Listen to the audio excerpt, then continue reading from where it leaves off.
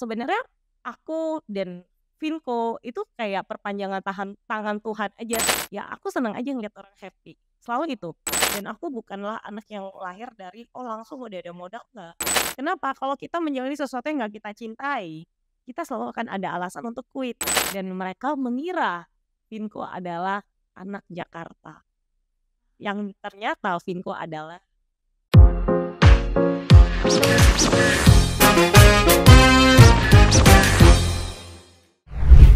Selamat datang di Making You Better You Show.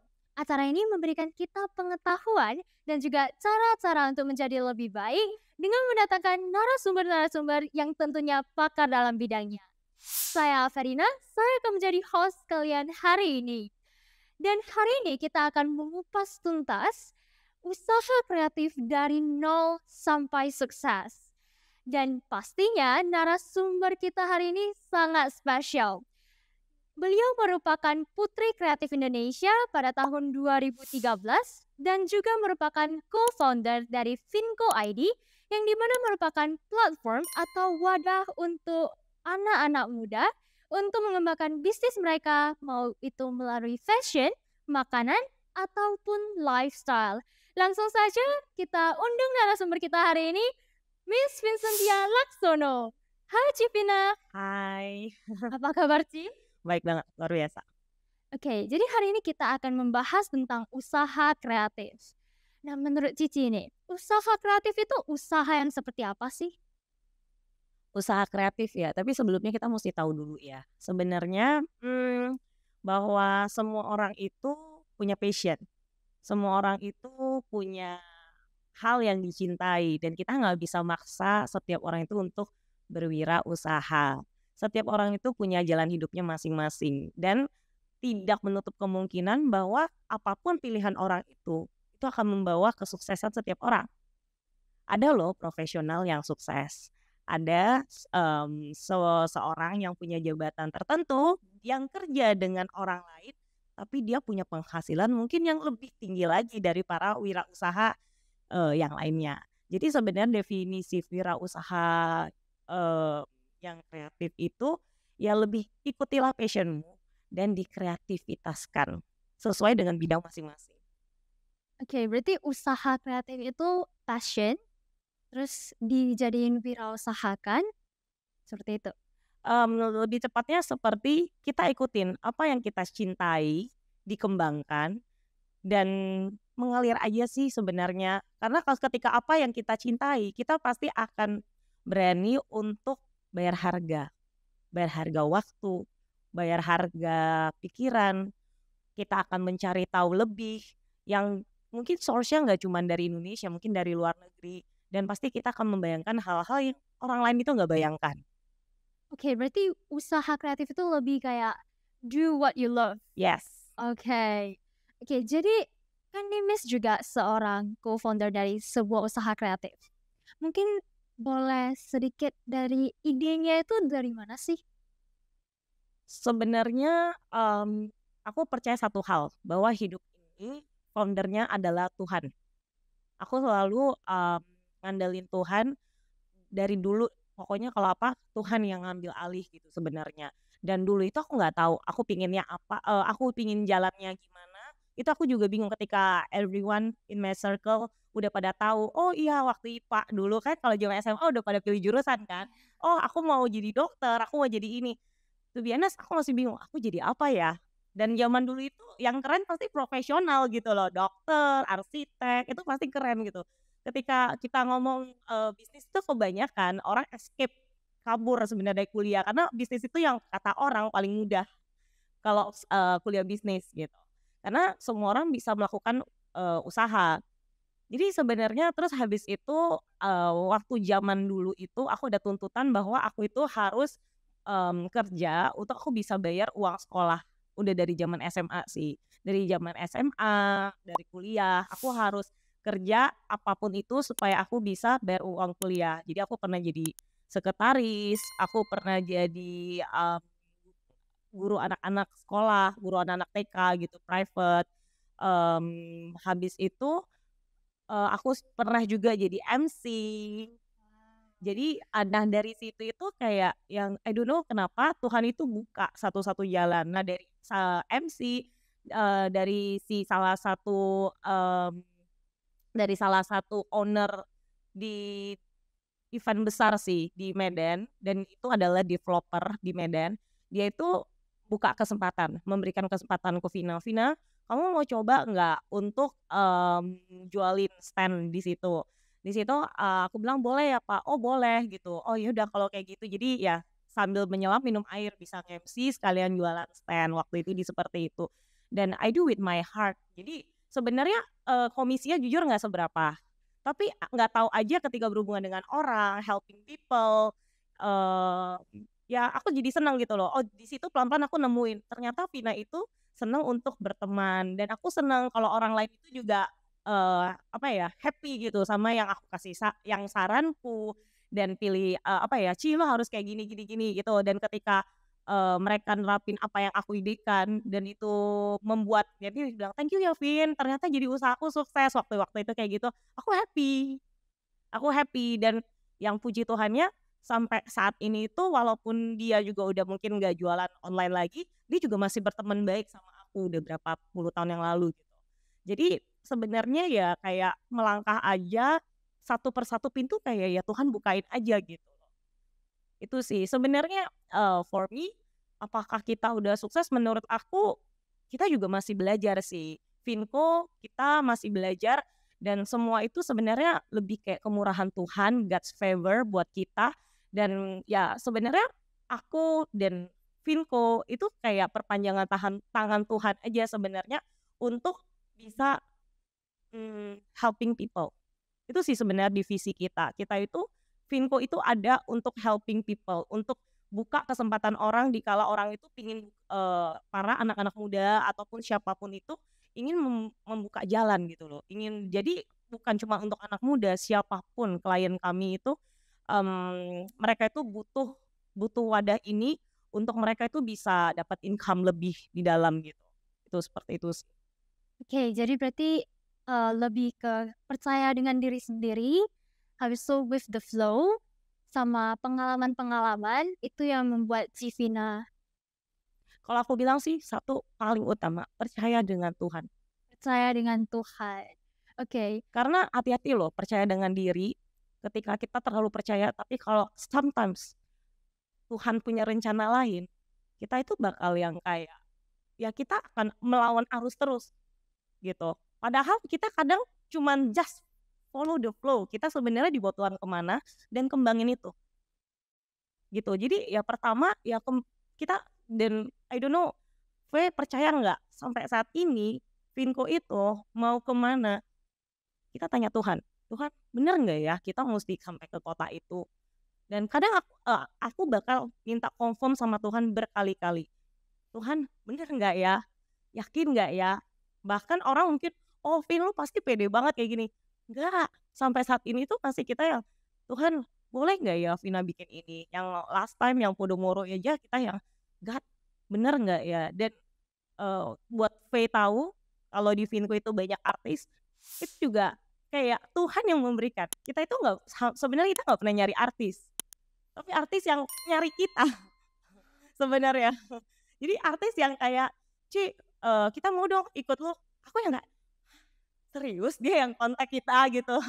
From the first time gitu. Dan lucunya di kayak per event itu kayak, pertama dulu Usi sama Andika Pratama itu yang ketika kita jalan event tiba-tiba dia nyari, "Kita mau dong ikutin event-nya, kita mau dong, kita tampil di event kamu yang di Medan." Kita kaget, "Hah?" Itu jadi bener-bener di luar daripada perkiraan. Tapi itu, makanya aku bilang, Tuhan itu always prepare yang terbaik selama kita itu memang ya tujuan kita juga niatan yang baik. Kita itu perpanjangan tangan Tuhan untuk helping others gitu. jadi poinnya itu adalah have a faith in God, Yes. percaya dengan Tuhan. Jadi selain percaya dengan Tuhan, apakah ada skill-skill tertentu atau skill khusus atau ada sesuatu yang harus dipersiapkan sebelum memulai usaha-usaha kreatif? Sebenarnya cuman pemikiran yang simple. Siapa sih yang terlahir di dunia ini langsung bisa berlari? Bisa, Fe? Enggak. Either itu presiden aja tetap harus melalui proses keluar, nangis, belajar merangkak, berjalan, jatuh. Jadi sebenarnya nggak ada satu orang pun di dunia ini yang punya skill.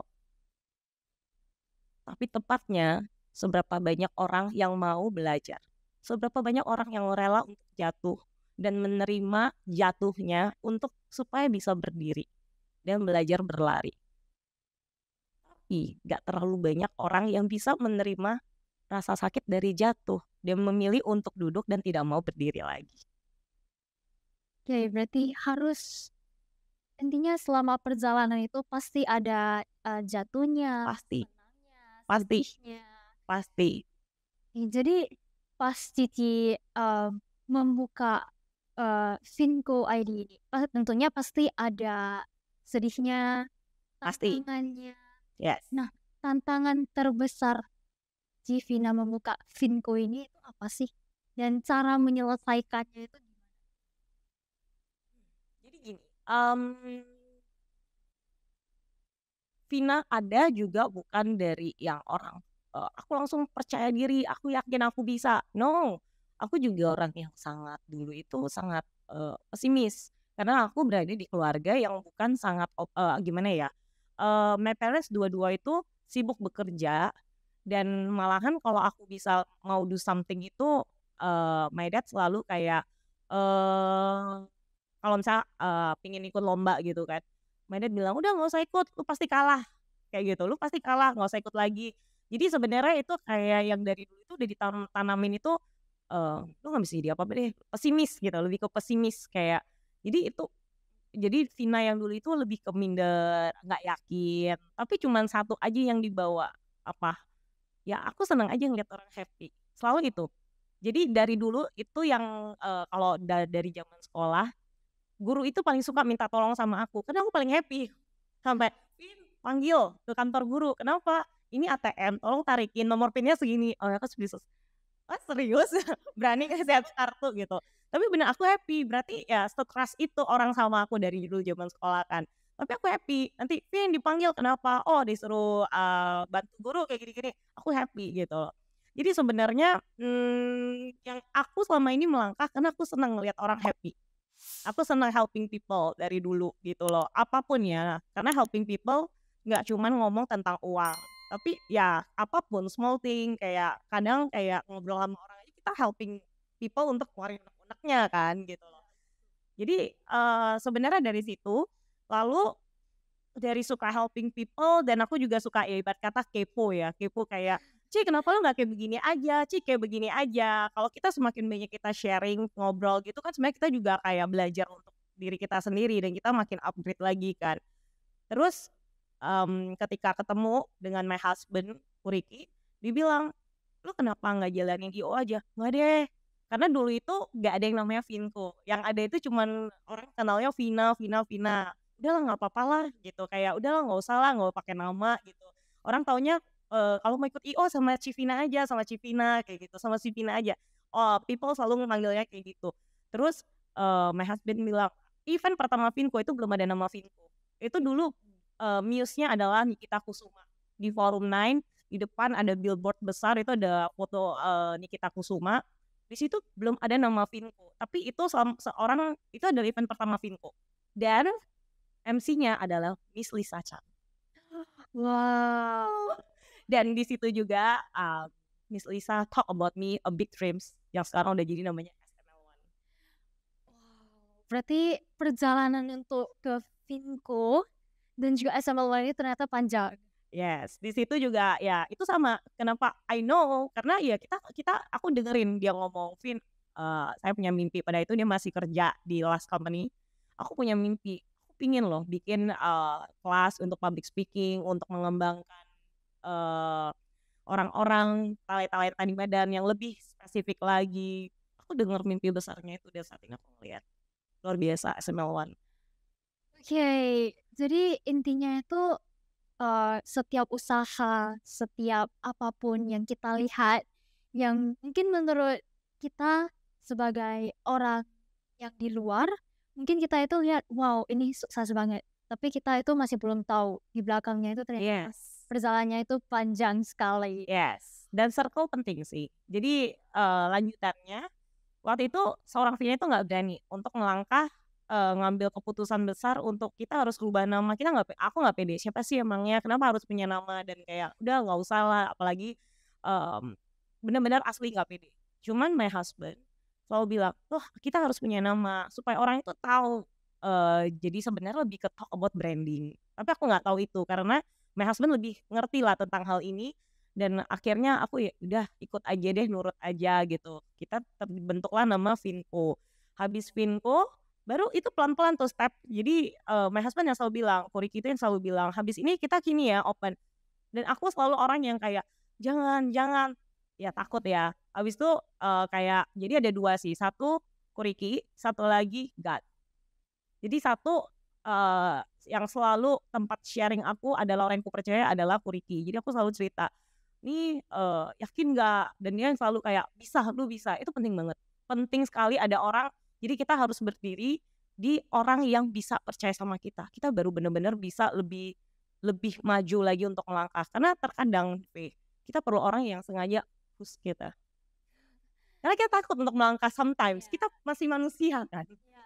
Tapi kita perlu kayak di sini, pasti someone atau beberapa miss yang push you untuk, "You can do it." Yes. Tapi kalau nggak ada yang push you, mungkin nggak ada di sini sekarang ini. Karena pasti akan bergumul, gue belum selalu ada kata-kata untuk melarang, "Kayaknya belum waktunya, gue nggak bisa, gue grogi, gue ini." Bener, Yes. tapi perlu circle yang benar, yang tepat, yang akan selalu men-support di situasi apapun, di kondisi apapun. Itu berarti kita udah di circle yang benar gitu. Dan di sini aku punya namanya Ko Riki, dia selalu, "Pasti bisa ini." Dan kalau aku bergumulnya lagi balik ke Tuhan, "Tuhan gimana?" Nanti aku dari mungkin baca firman, nonton, khotbah karena I'm Christian, nanti bisa, "Ayo," kalau misal Tuhan udah bilang, "Maju maju, melangkah aja." Itu kayak ketampar, "Oke oke, aku maju." Gitu, bener. Kalau orang bilang, "Oh Vin, lu asik ngelarang." Enggak, aku sebenarnya nggak seyakin itu, maksudnya kayak, aduh, waktu sebelum kita benar-benar yakin, kalau udah kayak udah Tuhan kayak nyampein sesuatu, maju, di situ benar-benar diem, "Oke Tuhan, aku jalan." Kayak begitu, dan nggak terasa maju, langkah, melangkah melangkah. Dari 2015, 2014, berarti 2000, ini sekarang 2023, berarti udah berapa tahun ya? 2015. 2014. 14 berarti sekitar 9 Ya ampun, udah nggak sangka ya, udah 9 tahun. Udah 9 tahun Vinco berjalan. Ya, dan kita itu nggak cuma di Medan, kita udah ada di Manado, kita ada di Makassar, dan kita mau masuk lagi kota-kota lain. Dan mereka mengira Vinco adalah anak Jakarta, yang ternyata Vinco adalah anak Medan. Wow, fun fact. Ya, New fact. Oke. Nah, kalau misalnya seperti generasi-generasi sekarang, termasuk saya sendiri nih, we're afraid to go ahead. Kan, kita lebih takut untuk memulai. Kita belum memulai saja, kita bakalan memikir kayak, gimana ya nanti pendapat orang. Kan. Of course, kalau misalnya kita mau buka suatu usaha atau start things, pasti ada dong yang hate, yang say something, "Ya lah, gak usah lah, nanti kamu sendiri yang malu." That kind of thing. Jadi, untuk Jivina sendiri, Jivina pernah nggak ketemu sama orang-orang yang seperti ini? Dan gimana sih cara atasinya atau go aja gitu, jangan dengerin mereka? oke tadi sebenarnya aku udah cerita sedikit tentang keluargaku, gimana treat aku yang kayak my father selalu bilang kayak, "Gak bisa lah, lu pasti kalah lah." Dan kalau itu kalau menang bawa piala, udah kayak membuktikan juga dia bilang, "Nggak guna, mau punya piala banyak-banyak itu juga nanti dibuang." Sekasar itu, apalagi di orang yang aku percaya, ya nggak? Kita kan nggak pernah kita, memilih untuk lahir dari keluarga mana, bener nggak? Tapi itu adalah orang tua adalah orang yang kita percaya waktu kita lahir. Nah itu gimana ya, makanya kenapa saya bisa bener-bener percaya sama Tuhan saya gitu waktu first time. Itulah jatuh cintanya saya, karena yang, help me pertama kali adalah Tuhan.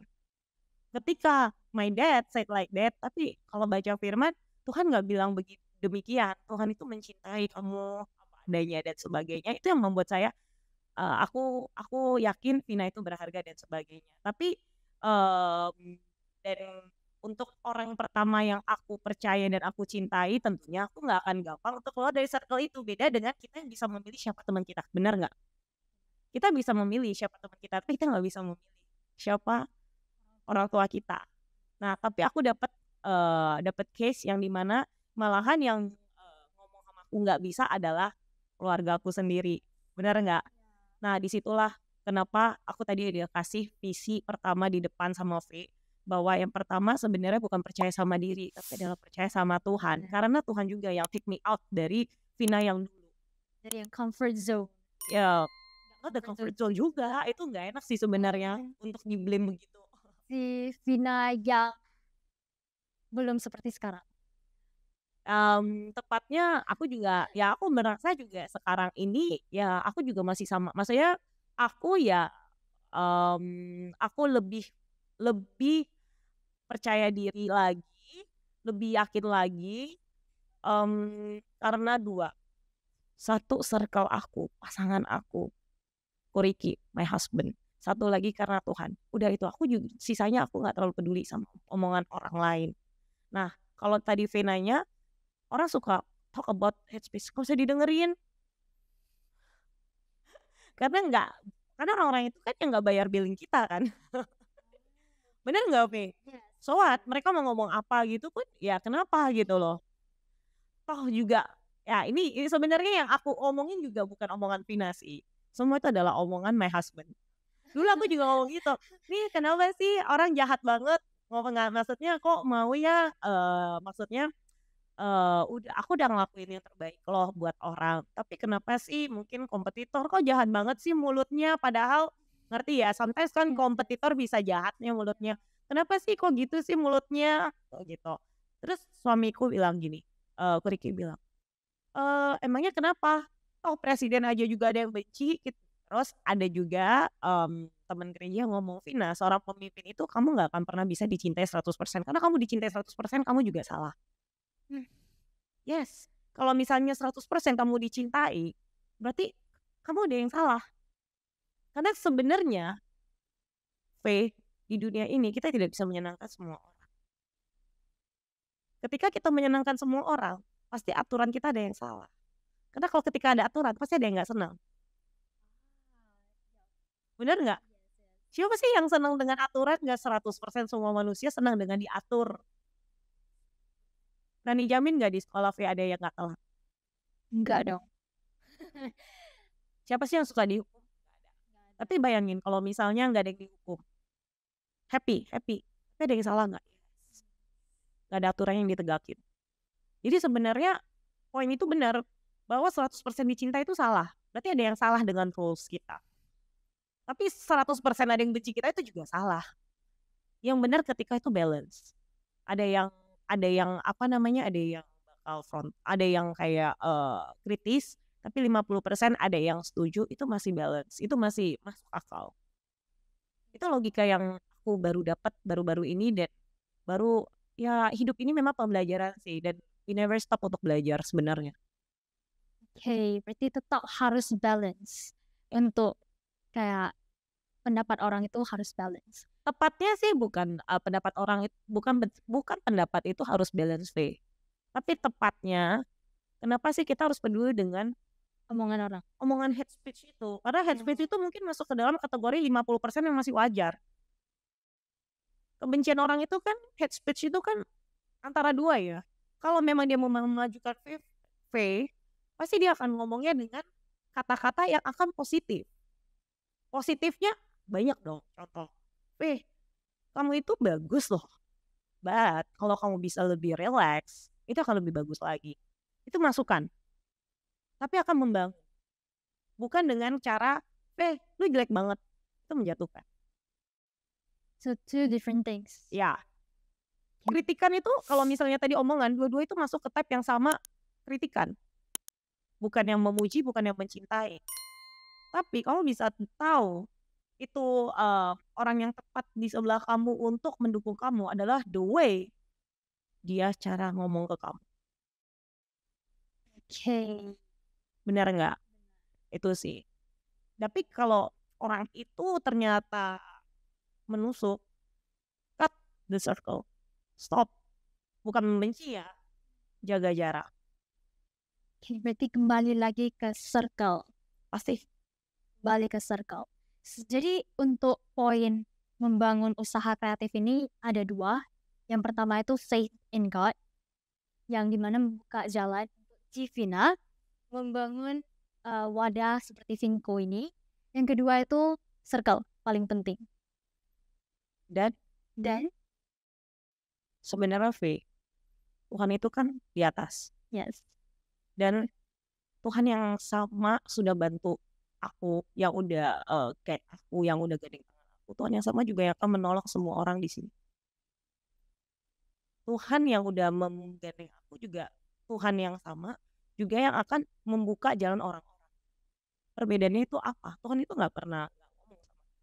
Perbedaannya kita buka telinga atau benar nggak? Sama seperti SNL1. Missnya udah ngajarin dengan ibu yang sama. Tapi progresnya seberapa murid itu mau dengar apa? Seberapa mereka mau buka telinga, merendahkan hati, dan belajar. Jangan kira nanti aku jadi punya kayak Jampi-Jampi ya. Sebenarnya semua orang punya kesempatan yang sama. Semua orang, dan aku bukanlah anak yang lahir dari langsung udah ada modal, enggak. Benar, tema dari topik SML1 today. Aku berangkat dari nol. Tapi bukan nothing impossible. Selama kita mau untuk belajar, terus untuk belajar, karena sampai saat ini juga aku belum merasa aku bisa apa-apa. Aku juga masih terus belajar. Dan seperti event itu walaupun di Medan juga udah, ya orang bilang, wah ini udah bagus banget Vinko. Setiap kali kita bikin event, kita itu selalu belajar lagi, dan belajar lagi.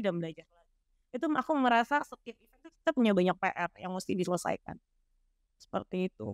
Dan aku yakin aku banyak baca-baca orang-orang hebat di luar sana. Dan sampai contoh neneknya Grace akhir, dia 90-an tahun masih ke kantor. Jadi sebenarnya dibilang, makanya kenapa tadi aku udah cerita juga tentang passion. Kenapa? Kalau kita menjalani sesuatu yang gak kita cintai, kita selalu akan ada alasan untuk quit. Bukan jodoh gua, bukan jalan gua, lebih bagus gua go out. Pergi aja udah gak apa-apa. Tapi ketika hal yang kamu ambil kamu cintai, selalu ada alasan untuk melanjutkan. Selalu ada alasan untuk bangkit. Selalu ada alasan untuk berlari walaupun sebenarnya kaki sakit, mata menangis. Wow, it's so deep. Berarti yang terakhir itu back to yourself again. Ya. Dan menjalani what you love. Dan tidak ada satu hal yang kita jalani di dunia ini yang tidak bisa menjadi sesuatu kalau kita jalani dengan tekun, dengan cinta. Percaya nggak, Fe? Percaya nggak? Seorang koki pun bisa digaji dengan luar biasa. Ataupun seorang orang yang ibu rumah tangga yang jago masak pun bisa punya penghasilan besar-besaran. Karena mereka itu cinta. Percaya nggak? Fe percaya tentang hal ini? Pernah ngeliat nggak? Oh, pernah ngeliat, pastinya pernah, of course. Apa sih yang Fe pernah ngeliat, yang kamu ngerasa itu halnya kecil, tapi ternyata, wah ternyata karena orangnya tekunin, ini menjadi hal yang besar. Mungkin di bagian fashion, like dancer, itu juga banyak yang jadi dancer-dancer terkenal. Jadi, I think I believe in that word. Benar. Dan dulu, dancer dan para entertainer itu dipandang sebelah mata loh. Nggak bisa jadi gaji. Tapi bayangin, banyak loh orang-orang yang luar biasa, yang bener-bener, yang ada yang buka sekolah, ada yang menjadi dancer artis yang bahkan ke luar negeri, dan malah penghasilannya luar biasa. Kenapa? Karena mereka cinta sama yang mereka jalani. Right. Nah, jadi untuk menutup podcast kita hari ini, mungkin Civina ada sedikit pesan atau tips-tips bagi para generasi-generasi muda yang ingin memulai usaha kreatif ini? Satu, melangkah aja. Intinya sih sebenarnya melangkah. Jangan takut kalau belum belum tahu apa jalannya, ya jangan diem di rumah. Ya tetap harus melangkah karena kita nggak pernah tahu kita akan menemukan kok pasti. Tapi kita tidak akan menemukan ketika kita berhenti melangkah. Dan apakah kita ketika jatuh itu artinya bukan jodoh kita? No. Jatuh itu membuat kita bisa bangkit, berjalan, baru bisa namanya berlari. Itu. Jadi intinya itu terus melangkah. Terus melangkah. Mulai melangkah, terus melangkah. Benar, karena jujur kata ini juga bukan lahir dari seorang Vina. Aku belajar dari Bob Sadino. Bob Sadino? Bob Sadino itu salah satu orangnya sudah almarhum. Dan aku tahu dia dan dengar langsung dari dia ketika di karantina Putri Wirausaha Kreatif di Jakarta. Dan dia salah satu orang yang memberikan wadah buat kita. Dan aku ingat ada yang nanya sama dia, boleh gak bagikan tips untuk bisa sesukses dia. Jadi dia cuman bilang, kamu berdiri. Habis kamu berdiri, kamu langkahkan kaki kamu. Semudah itu. Tapi kenapa mesti banyak orang, katanya kenapa orang-orang pada nyari tips. Dan dia bilang, kenapa orang harus nyari tips, sedangkan orang itu nggak pernah jalanin. Bener nggak sih? Mau seberapa banyak buku yang dibaca, tapi kalau misalnya tidak ada ngambil langkah, maka tidak akan pernah ada hasil. Ketika seorang Miss Lisa cuman ngomong about dreams, dia nggak pernah ngambil decision untuk open SNL1. Tidak ada SNL1 hari ini. Ketika Vina nggak ngambil kesepakatan untuk melangkah dengan Koriki, dengan memakai nama Vinko, pada saat ini Vinko nggak dikenal, cuma tahu namanya Bazar. Yes, sure. Ketika kita melangkah berani taruh nama Vinko, kita melangkah untuk berani untuk ngambil mall, kita melangkah untuk berani ngadain event, kita melangkah berani ngambil take the risk, dan setiap langkah pasti ada resiko. Kita nggak pernah tahu depan kita lubang, ada paku, tapi kita melangkah aja. Kita baru tahu hasil, Vi. Ketika kita cuma ngomong talk about dreams, jujur nggak ada melangkah, ya kita ya jangan marah kalau ternyata impian itu diambil tetangga, karena tetangga melangkah, kita masih diem. Yes. Oke, berarti intinya itu kita harus mulai melangkah. Yes. In every step, just go ahead. Semudah itu kan, Vi. Tapi banyak orang yang tidak melangkah. Just talk. Kenapa? Coba, V, bayangin ya. Ditanya apa? Enggak dulu. Nanti tanya alasannya 10, 1000. Begini, 1, 2, 3, 4. Tapi nanti ujungnya lagi, lu maunya apa? Iya, gue pinginnya sukses. Tapi kenapa lu nggak jalanin? Iya, nggak punya waktu, begini. So, siapa yang bisa help dia kalau misalnya dia sendiri juga tidak menolong diri dia sendiri? Diri sendirinya itu masih ada reason. Yes. Dan dia sendiri masih ragu nih untuk melangkah.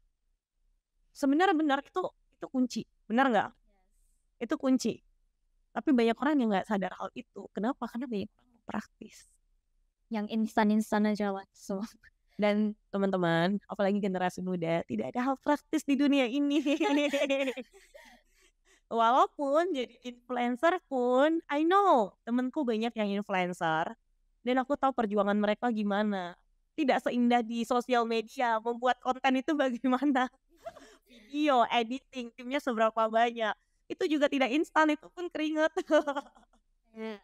Jadi tidak ada yang instan. Sekali jepret langsung terkenal, nggak ada yang instan. Semua perjuangan. Mereka itu semua ada keringat, ada air mata, semua ada.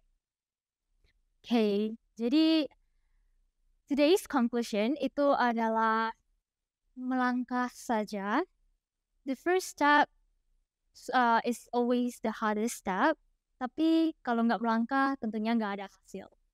Alright, jadi itu podcast kita hari ini. Terima kasih Civina udah meluangkan waktu dan juga kontribusinya hari ini.